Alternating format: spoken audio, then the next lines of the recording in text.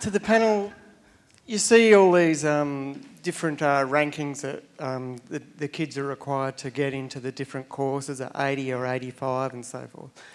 But in actual fact, you actually generally have to achieve much higher than that, especially in the competitive courses. And there doesn't seem to be a lot of information on that. For example, it might say 85, but you actually need a 91, or the lowest ranked student often gets that. Do you have that sort of information? That information is available on the TISC website, where the cut-off scores for each course for students that got into university in 2010. So that information is available. There is also on the TISC website an indicative TER score, which basically gives you an indicator as to what sort of score you would be needing.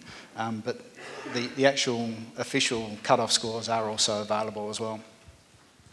I just wanted to answer a little bit more on that question. The score that you need to get in is what you need to do to beat other students. It's effectively, the cut-off score is the lowest one that we admitted into that course, and it doesn't really mean anything besides that.